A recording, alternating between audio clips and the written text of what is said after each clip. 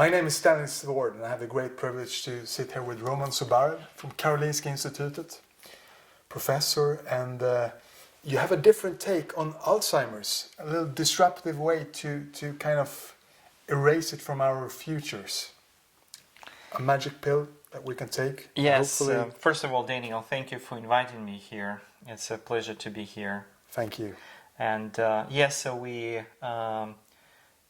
have a different view of Alzheimer's disease and its origin compared to other people. Yeah. And we take a basic view on things, and we look at the processes that happen to our organism. We see that there is actually a repair mechanism inbuilt in us.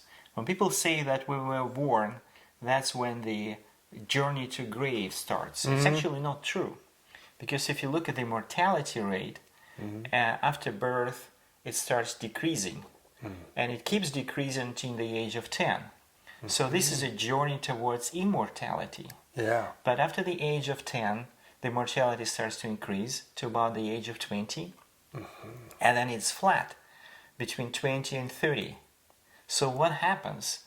When the mortality doesn't increase, that means that the body doesn't age. The repair mechanism copes with the load of damage and fixes all damages as soon as they appear. But after the age of 30, the mortality starts to increase exponentially, and it never stops as far as we know. Maybe there is a break at the age of 105, but then the risk of dying is about 1/3 per year. So what happens to this repair mechanism at the age of 30 apparently is failing. And what is this repair mechanism? It is based on proteins. So that's how our line of thinking went, and we came to the conclusion that the damage to proteins, first of all to repair mechanism and then to other proteins, this is a cause of aging, and aging is by far the most important factor determining the probability of Alzheimer's disease. So what happens to proteins when they age? Well, there's several things that happen, but one of the most significant is loss of ammonia. When amino acid arginine loses ammonia, it becomes citrulline, but there's another amino acid, asparagine, it loses ammonia and becomes damaging isoaspartic acid. The backbone extends by CH2 group, the protein loses its structure and becomes less soluble. It's a smell you can feel when from flesh that's aging, the ammoniac. Ammoniac, exactly, exactly. That's the smell that you feel. And so the nature has foreseen a repair mechanism. There is an enzyme that repairs isoaspartic acid, and this enzyme needs a cofactor, a molecule that donates a methyl group. And this molecule is called S-adenosylmethionine. It's like a centaur. It's a combination between an amino acid and a nucleotide. This is a molecule produced in our liver and consumed there. You cannot get it with any foods because it's so unstable. And with age, the production decreases, the need increases. So you need to supplement the natural production of this molecule by a food supplement. And to us, this is the simple way to postpone the onset of Alzheimer's disease. And this supplement, it's sold in England? It's sold in the United States, it's sold in England, it's sold on the internet, it's sold in many countries. It's actually registered as a drug, despite this being a natural molecule, and it's good against depression, and it's good against liver damage, and it's good for osteoporosis. But now we say that it's also good to prevent Alzheimer's disease. And what's this called? It's called SAM, or SAM-E. The full name is S-adenosylmethionine. And SAM, it's how do you spell it? S-A-M. S-A-M. Easy. S-A-M, capital S, capital A, capital M, and then small e. Yeah. And you don't have hard data yet. You have some PhD students working on this project. Yes. How do you think the future will unveil? Well, in terms of hard data, we do have some evidence of working in the cell lines. We also have evidence from literature. This molecule has been pinpointed by other researchers but it doesn't give immediate effect. It gives effect over years and years of taking. Long term. It's like soap. That was the key why the lifespan increased in 20th century by 50%. It doesn't really make you live longer immediately, but over the course of a lifetime, there's a strong effect. And then you're working on 2 other interesting projects. You're working on heart disease, a disease that struck mainly us men, one of the biggest killers in the world. Yes, well, you have a men have weak heart. Yeah, Yes. you have a little different take on that as well. Well, we think we might have. We are less certain in that, but there's a hope, and it's a very recent finding. Heart disease is often associated with a heart failure of heart valve, and it contains 20% collagen to 40% collagen. Collagen is a protein that is built of triple helix, and the most important amino acid for collagen stability is proline. And we found that in seals, in marine organisms, this proline You can perhaps see them out there. Yeah, perhaps over there. The proline is deteriorated. It has twice as much deuterium compared to seawater. And our hypothesis now that this hyperdeterioration of proline in collagen makes it stronger. And people who ate seals whole their life, like Inuits, they knew no heart disease. So now that's like a paradox, because they eat really fatty food without any vegetables, and they still don't get heart diseases. Exactly. This is known as the Inuit paradox. This was found by European researchers in 19th century. But since Inuits have switched to European food about 50, 60 years ago, they now have higher rate of heart disease than the European population. And we believe that if there is hope that this deteriorated collagen and maybe deteriorated proline could hold key to stronger heart. And if this is true, then we could probably prevent some fraction of heart diseases in the aging population. And how are we able to take that supplement into our bodies? Well, there's Can we several change ways. our food? Well, there's several ways. One could be extracting collagen from seal bones. Another one could be producing it on purpose in other animals or synthetically. So we're trying to explore all these opportunities, and we need to find some young and energetic entrepreneurs who may want to take this idea and commercialize it and run away with it. How much do you think you could decrease heart disease with? Is it We don't know. We don't know, but heart disease is #1 killer in the world, and any improvement would be a welcome improvement. Because you see the seals, you said they go underwater. They go deep seals down. are amazing animals. They dive very deeply. Common seal can dive to 600 meters, maybe 1 kilometer. The lungs collapse. The blood becomes very dense, and the heartbeat almost stops. So their body is fully adapted to this diving, and we believe that perdeterioration of collagen is one of the accommodation mechanisms allowing them to stay long underwater. There's enormous pressure on their joints, enormous pressure on their skin, which contains collagen, on their heart that contains collagen, on their bones that contain collagen.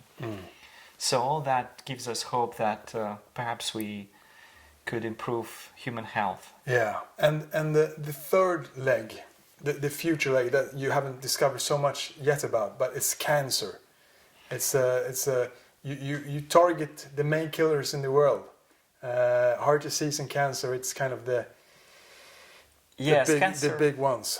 Yeah, that's exactly. Cancer is #2 killer in the Western world, Yeah. but it's growing. Well, heart disease is decreasing, and Along cancer with age, cancer is also related to age, exactly. So our goal is to find the way how to kill the cancer cells that give metastasis.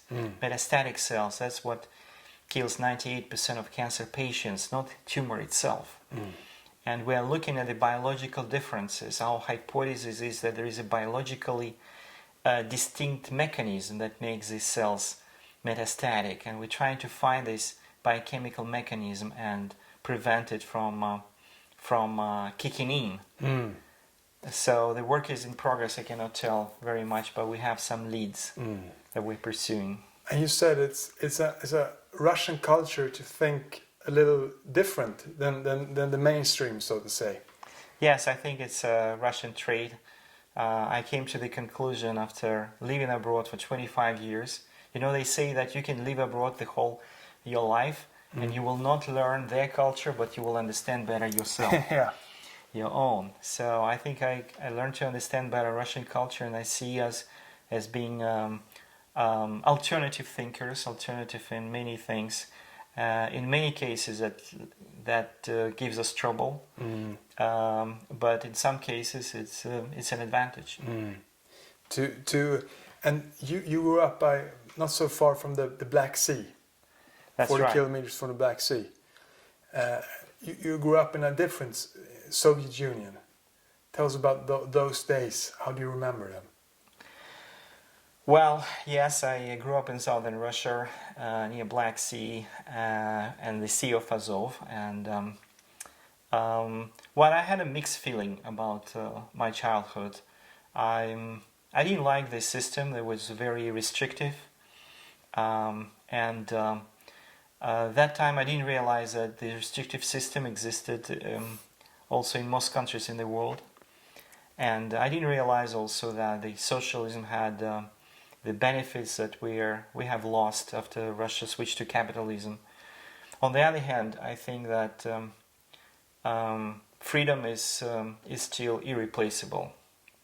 No economic benefits can replace the ability to travel freely and to speak freely and to write freely and to read freely.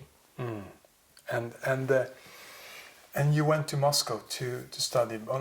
These times they focused on the elite in the Soviet Union, to elite chess players and elite, and you read physics.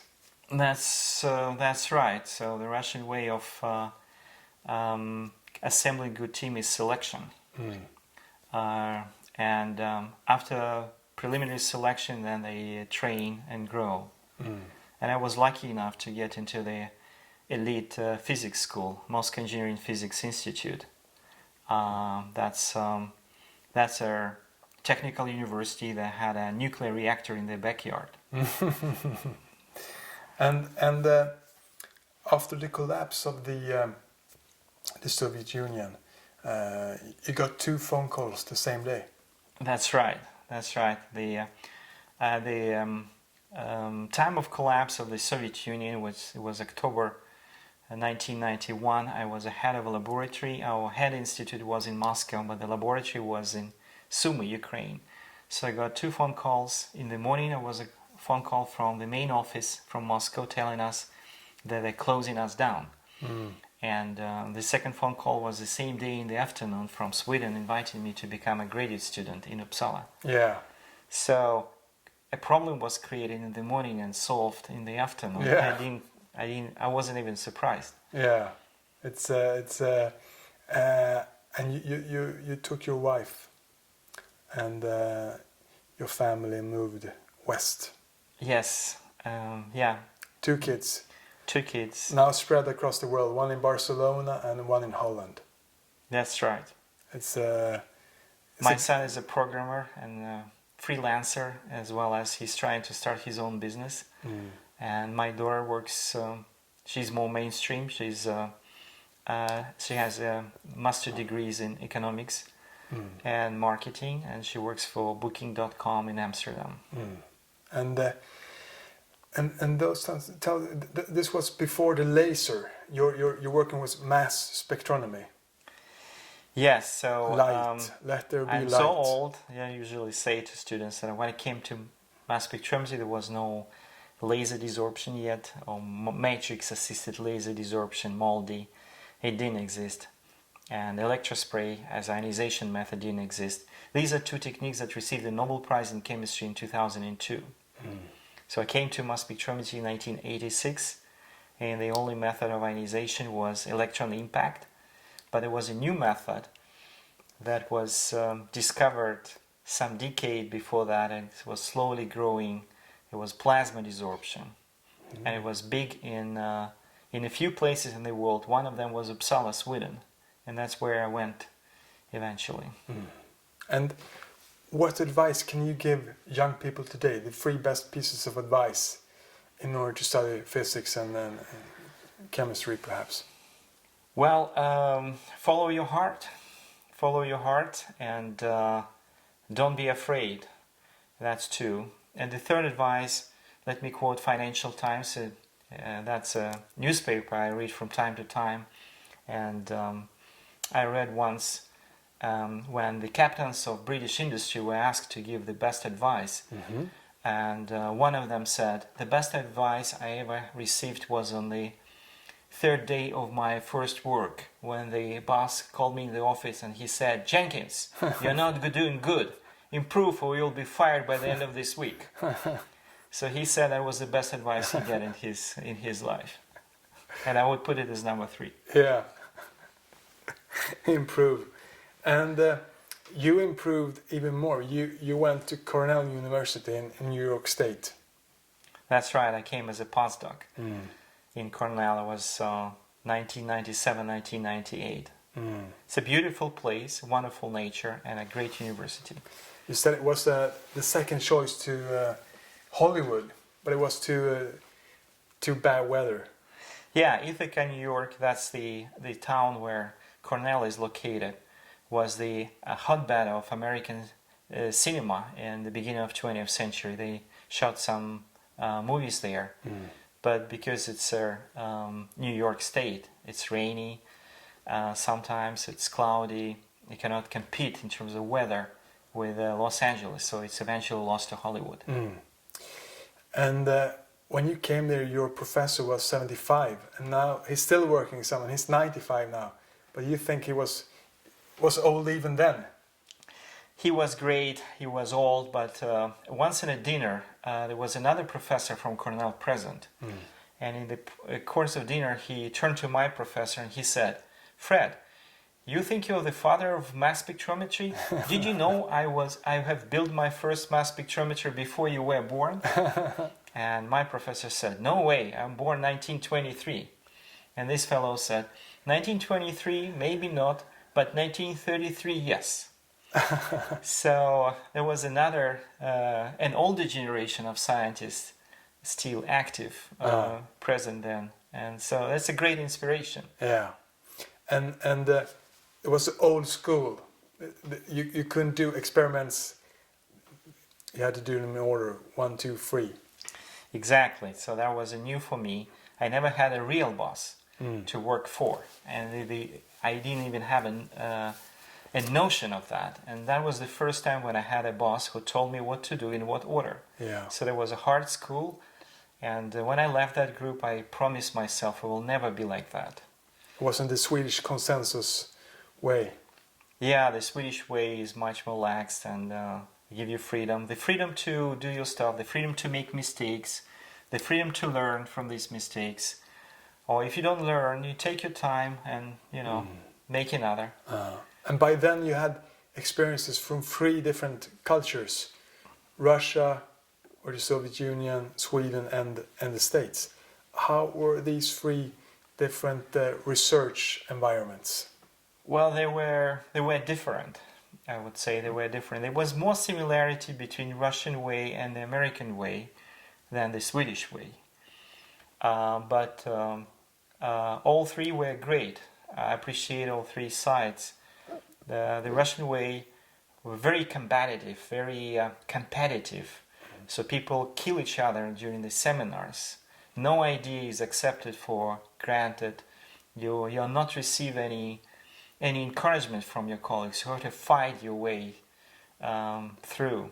So the American culture is also competitive, but you get support. You always give positive attitude. You always get a boost of enthusiasm. And the Swedish way, it's a calm way, when you have a freedom to speak, nobody gonna criticize you, at least nobody gonna criticize you openly.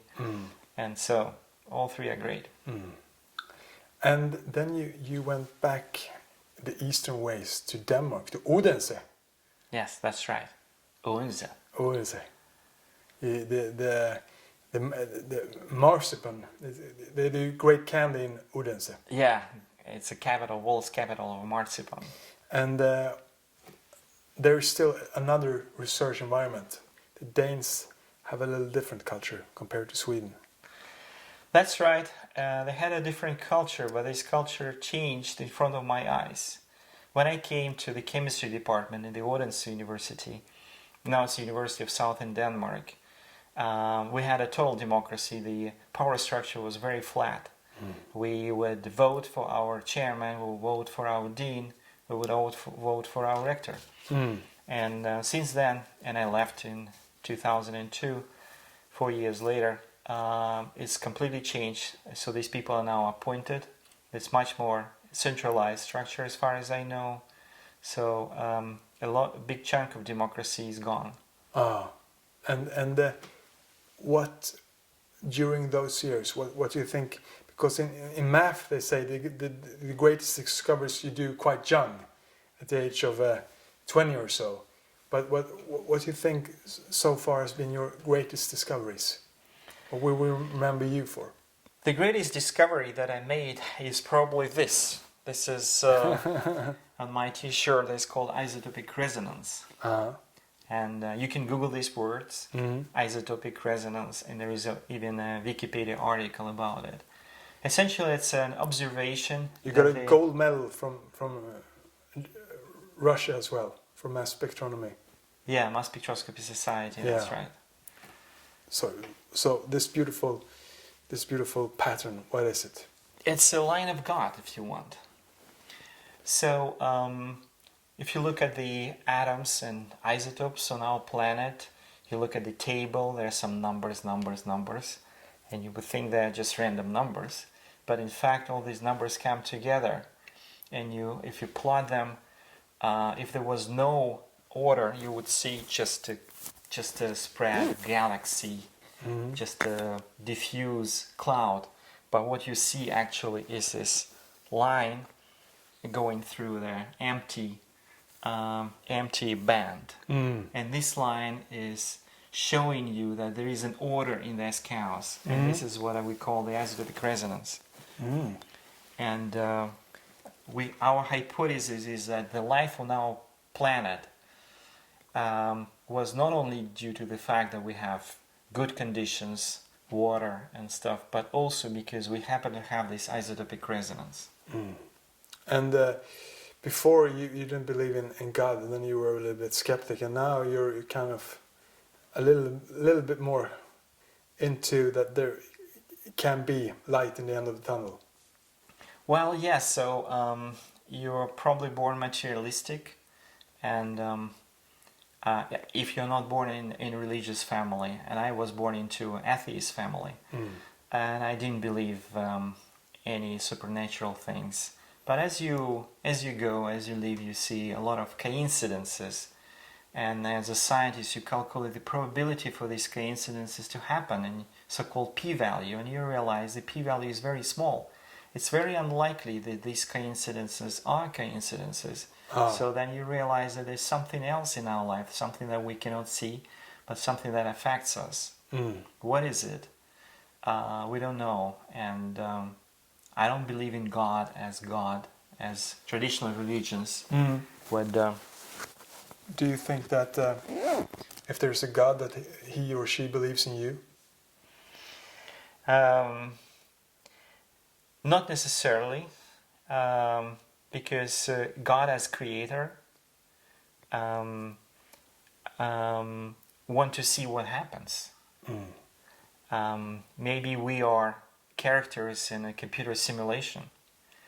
In this case, the creator, of course, is interested to know what's going to happen, but any answer will be appreciated.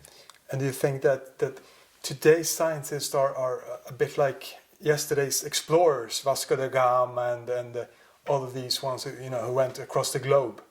Now you go inwards instead. Yes, but there's a lot of things that we miss when we walk. When I was 14, I knew everything. I read all the popular books and I had all the answers to all questions. Now I know less and less, and every day I discover that things I knew for sure I actually don't know. Yeah, and Russian culture, if you want to enjoy it at the core of it, the best of it, you have great writers, you have great painters, and what should we miss? Well, that was a question that I asked myself many times, and my understanding currently of Russian culture, it's a search for alternative in everything, and we do it intuitively, without without even knowledge that we're looking for alternative. We are almost unable to follow any written instruction. We always have to improvise. I find it in myself as well as in my children who grow outside Russia. So how is it programmed in our culture? I don't know. Maybe through the language, maybe through the fairy tales that we tell our kids. If you analyze them, they're very strange. They're very different from the fairy tales that other nations tell to their kids. And is it a mistake to think that there's a little bit sadness over Russian culture when you read Dostoevsky and all of these ones? It is maybe a sadness, but it's not the same sadness as Swedish sadness. When you sit in a comfortable chair in front of a open fire with a glass of brandy and you read Russian literature and you experience sweet sadness. Russian sadness is a different nature. How is it? It is best reflected in Russian jokes, the famous anecdotes, and is best reflected in the proverb that things in Russia are hopeless but not yet serious. It's the doom that we don't take too seriously. And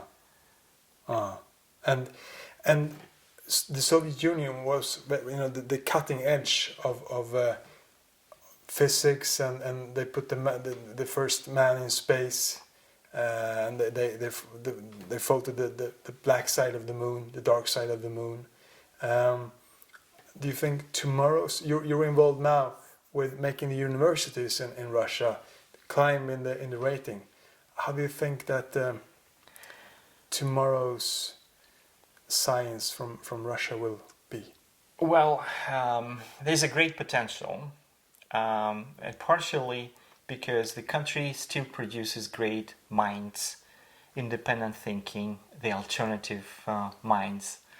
I don't mean alternatively talented as the expression goes, but I mean people who think differently. Partially because it's such a low base right now, so any improvement over that would be a serious improvement. But I think the most serious improvement or advantage to Russian science will be when it will stop mimicking the Western science and start playing the catch-up game and start to go its own way. That is, establish their own journals and start to publish there and set up their own scientific agenda. I think because now they try to publish in the West. Yes. The great papers, the great scientific journals, they were from England and the States, so it's kind of... Yes, I mean, it's a catch-up game that you are very unlikely to win. Yeah. You have to build your own base. You have to build your own base, yes, and you have to trust yourself. You have to determine yourself what is a good science, what is not good science. And how do you think young people today going into science, how can they think disruptive? How can they challenge what's already established? Well, it's natural. It comes natural. How to create something new? Nobody knows. There is no algorithm. How to write a great poem. There are rules of poetry, but there is no rule how to write a great poem. The same with science. How to come up with a new idea? Well, think differently, but it's very easy to say. It's very difficult to follow. There is no algorithm how to think differently. But fortunately, the whole Russian culture is about thinking differently. So it comes natural. It's more difficult for us to think like everybody else. And you thought a little different. You make your own T-shirts. Yes, I do. You make your own art. Yes. And you put up on the walls in the cafeteria at the Karolinska. Yes, I do. Yes. What are they symbolizing for you? Your own creations. It's an expression that we need. It's also an appeal to general public. We need to spread the word about our science to general public, and art is the best way to reach the common man, so to say, or people with other background.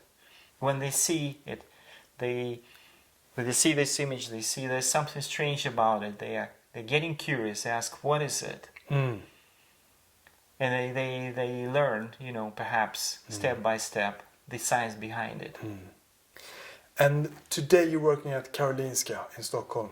How is that? It's been a little controversies around it, and you just built a new expensive house in the center of Stockholm. How is Karolinska? How's the future of Karolinska? Yes, that's a great question. It has been a great past.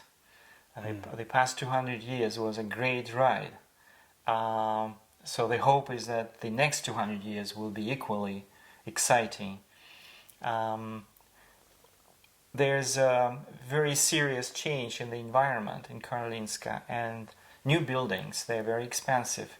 But now we have a historically low interest rate, and that means that the capital investment is the cheapest in history. If not now, then when? So one needs to build. Right now it's very expensive to occupy these buildings, and that subtracts from our research budget.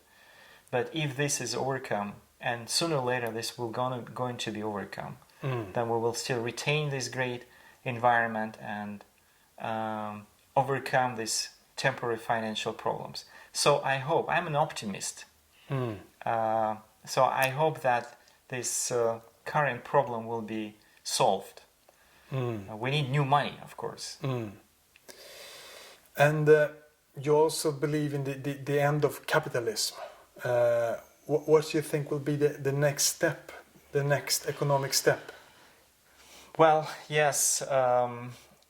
It's not that I believe in the end of capitalism. It is what I see happening. Capitalism, as I was educated to think, is a system where you save today, invest for return tomorrow. And that assumes that the return rate is more than 1. That is, you gain something by investing. But currently the interest rate for savers is 0. And that means that there's no point anymore to save. The same point as was in the previous times. So there's no point of saving from the capitalistic point of view in terms of getting additional return. And that means the end of capitalism as an idea, as a driving force. We needed to replace this driving force by something else. And how do you think that everyday people could kind of position themselves if this change comes? How should they invest their money? Because for Russians, for example, your parents got wiped out. I invested in German and in Russian stocks 20 years ago, and they got wiped out. You've been accustomed to great change living in Russia over the last decades. How do you think we could anticipate change here and prepare ourselves? I'm a very bad investor. I must say, that's a historical record. So you should take my words with a grain of salt. But the best investment I ever made was in buying an apartment back in the Soviet Union, we had a system similar to bostadsrätt here in Sweden. So you pay 1/3 of the cost of the apartment. The rest was 30%, 30 years at 1% interest. And when the Soviet Union collapsed, half of the loan was still unpaid, but the hyperinflation kicked in, and I paid the rest of my apartment cost from 1 monthly salary. Yeah. So perhaps this is an advice. If a crisis comes, make sure that you owe money, not because all your savings are likely to be gone. Try to make challenges opportunities instead. Yes. And for the future, what will be your greatest accomplishment? What will come in the coming decades for Roman? Well, that's a very challenging question. The short answer is I don't know. What I would like to do is to check off these 3 boxes that we talked about. That is Alzheimer's disease, heart disease, and cancer. At least provide some leads for future research, if not the compounds that can be used to prevent these diseases or cure them. But I'm also thinking about my pet projects. My pet projects refer to reversibility. I happen to believe as a physicist that time flows in both directions, and so it is theoretically possible to send messages from the future to the present. And it would be great to be able to create such a communication line. I call it Eastern Union, as as opposed to Western Union, where you can send a telegram today to tomorrow. So if you could send a telegram from tomorrow to today, that would be Eastern Union. So that's the thought that I entertain when I have a free time. Exciting. Perhaps that's what we have done now. Yes. Perhaps we are in the future. The best of luck with your important projects for humanity. Thank you very much, Thanks Daniel. a lot. Thanks a lot. Take care.